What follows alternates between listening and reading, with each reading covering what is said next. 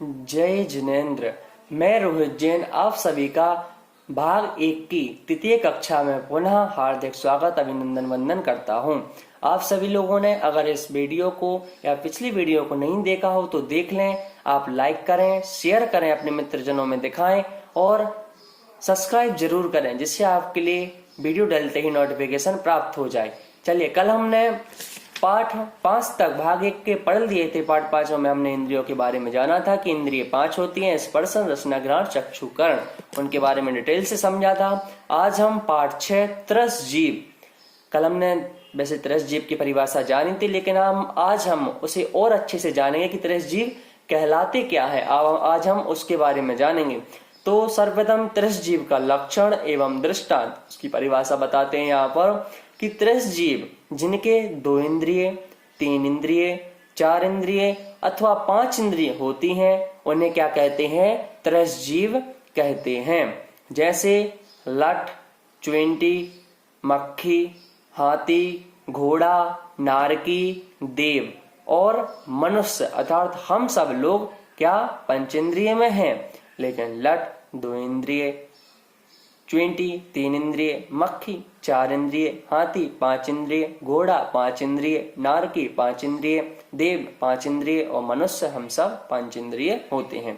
अब 2 इंद्रिय जीव का लक्षण एवं दृष्टांत। 2 इंद्रिय जीव कौन कौन से कहलाते हैं? चलिए, जिनके स्पर्शन और रसना यह 2 इंद्रिय होती हैं वह 2 इंद्रिय जीव कहलाते हैं। स्पर्शन रसना कैसे?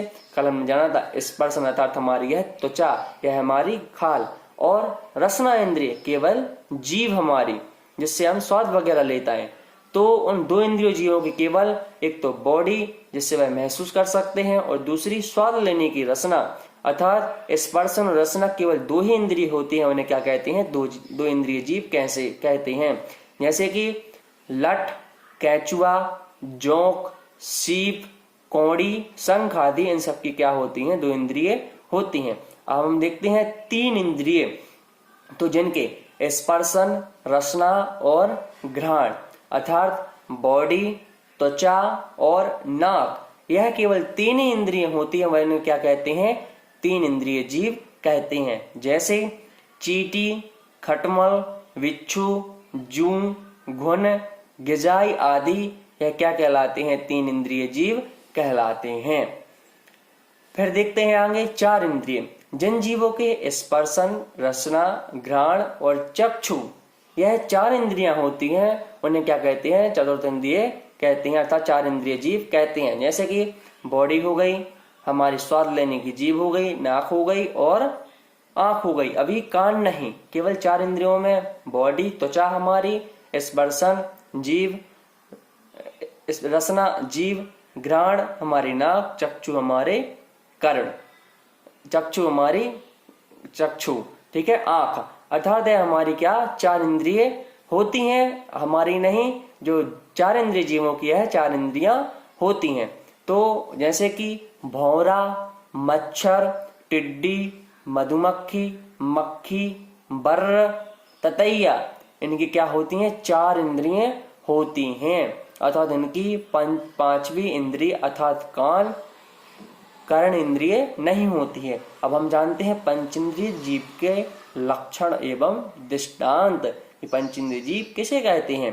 कि जिनके स्पर्शन, रसना, घ्राण, चक्षु, कर्ण अर्थात 5 इंद्रिय होती हैं। कैसी? हमारी बॉडी, त्वचा, रसना, जीव, घ्राण, नाक, चक्षु, आंख, कर्ण, कान, यह हमारी 5 इंद्रिय हैं अर्थात हम पंचेंद्रिय जीव कहलाते हैं। पंचेंद्रिय जीव में कौन कौन आता है? मनुष्य, सर्प, हाथी, घोड़ा, बैल, तोता, देव, नारकी, यह सब क्या होते हैं? पंचेंद्रिय जीव होते हैं। इस प्रकार से हमने 30 कायिक जीवों को आज समझा। अगर आप लोगों को भी जिज्ञासा हो तो आप कमेंट में कर सकते हैं। अब हम देखते हैं पाठ 7 पंचेंद्रिय जीव।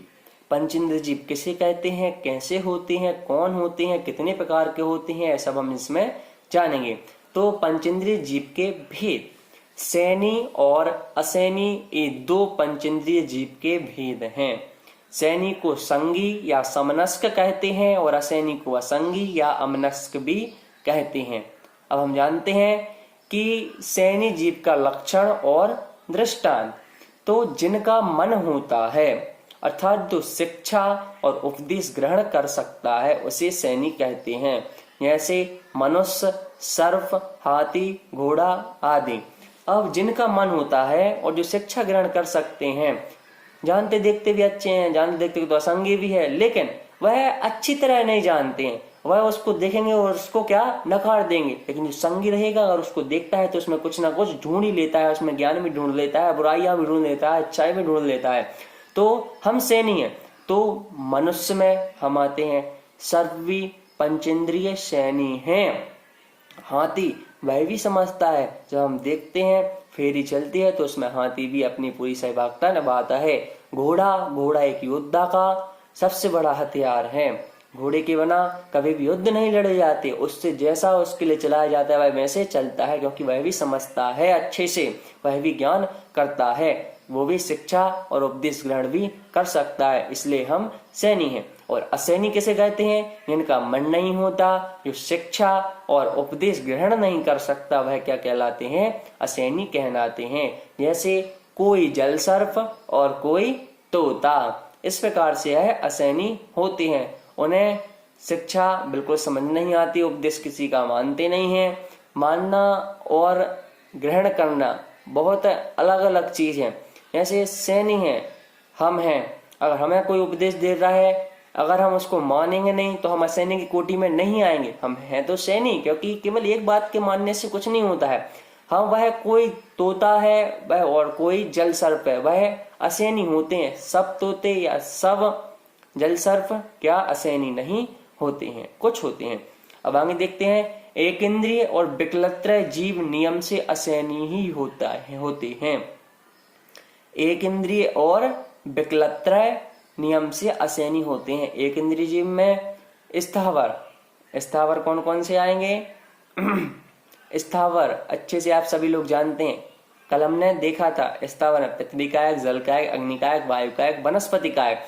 और विकलत्रय में 2 इंद्रिय, 3 इंद्रिय और 4 इंद्रिय तक, बस 2, 3, 4 अर्थात 1, 2, 3, 4 इंद्रिय तक के जीव नियम से ही असैनी होते हैं। केवल सैनी कौन होता है? पंचेंद्रिय संगी जीव ही सैनी कहलाता है। अब सैनी और असैनी में अंतर क्या है यह हम समझते हैं। सैनी तो शिक्षा और उपदेश ग्रहण कर सकता है, किंतु असैनी शिक्षा और उपदेश ग्रहण नहीं कर सकता है। यही दोनों में अंतर है। जब हम लोग पढ़ते हैं, जब हमें हमारे स्कूल टीचर हमारे लिए पढ़ाते हैं तो हमारे लिए कुछ समझ में नहीं आता, तो वह कहते हैं पागल है, यह गधा है, यह असैनी है, अर्थात यह अमनस्क है। तो हमें इसी कोटि के समझना चाहिए कि हमारे लिए कुछ समझ में नहीं आ रहा है, हम उसको ग्रहण नहीं कर पा रहे हैं, इसलिए हमारे लिए क्या करना है? सैनी बनना है और उस उपदेश का अनुसार की बातों को मानना है, अच्छे से पढ़ना है। आगे देखते हैं, त्र्यंच पंचेंद्रिय जीव के भेद कौन कौन से होते हैं? त्र्यंच पंचेंद्रिय जीव के जलचर जीव, थलचर जीव और नभचर जीव। जलचर जीव पंचेंद्रिय कौन कहलाते हैं? जो जल में निवास करते हैं, अर्थात मछली, मगर, सर्प इत्यादि क्या जलचर जीव कहलाते हैं। थलचर जीव कौन कौन कहलाते हैं? हाथी, घोड़ा, बैल, गाय, भैंस, यह सब क्या थलचर जीव कहलाते हैं। और नभचर जीव कौन कहलाते हैं? कबूतर, तोता, चिड़िया इत्यादि, यह सब क्या नभचर जीव कहलाते हैं। अब देखते हैं जलचर जीव का लक्षण और उदाहरण। वैसे तो हमने समझ लिया, लेकिन एक बार और समझ लेते हैं। जो त्र्यंच पंचेंद्रिय जीव जल में ही रहता है उसे जलचर कहते हैं। जैसे मगर, मछली, कछुआ, मेढक और जलसर्प। आगे थलचर जीव का लक्षण और उदाहरण। जो त्र्यंच पंचेंद्रिय जीव पृथ्वी पर चलता फिरता है उसे थलचर पंचेंद्रिय जीव कहते हैं। जैसे हाथी, घोड़ा, कुत्ता, बिल्ली आदि। आगे नभचर जीव का लक्षण और उदाहरण। जो त्र्यंच पंचेंद्रिय जीव आकाश में उड़ा करते हैं उन्हें नभचर त्र्यंच पंचेंद्रिय जीव कहते हैं। जैसे तोता, कौवा, कबूतर, चिड़िया और चील आदि। आगे देखते हैं विकलत्रय जीव का लक्षण और भेद। 2 इंद्रिय, 3 इंद्रिय और 4 इंद्रिय जीव को विकलत्रय जीव कहते हैं। इनके ये तीनों ही भेद हैं। तीनों ही भेद कौन कौन से विकलत्रय के? 2 इंद्रिय, 3 इंद्रिय और 4 इंद्रिय। इस प्रकार से विकलत्रय जीव कहते हैं। आज हमने 23 जीवों को समझा कि 23 2 3 4 5 इंद्रिय कहलाते हैं, विकलत्रय 2 3 4 इंद्रिय जीव कहलाते हैं, स्थावर 1 इंद्रिय जीव कहलाते हैं। और हमने आज 23 जीव पाठ 6 में 23 जीव और पाठ 7 में पंचेंद्रिय जीवों के सैनी और असैनी के बारे में हमने जानने की कोशिश की है। अगर आप लोगों ने इसके पहले की 2 कक्षा और हैं उन्हें नहीं पढ़ा हो तो उन्हें भी पढ़ें। सभी को शेयर करें, कमेंट करें, अपने सभी मित्रजनों में दिखाएं उसके लिए कि यह कैसा है संसार, कैसे जीव होते हैं, क्योंकि हमारे लिए हर चीज समझने से ही आती है, बिना समझे हमारे लिए कुछ नहीं आएगी। इसी प्रकार से आप पढ़ते रहें, अच्छे रहें। मैं आशा करता हूँ कि आप सभी लोग अच्छे होंगे, ठीक होंगे। सभी के लिए जय जिनेंद्र। वीडियो को सब्सक्राइब करें और देखें।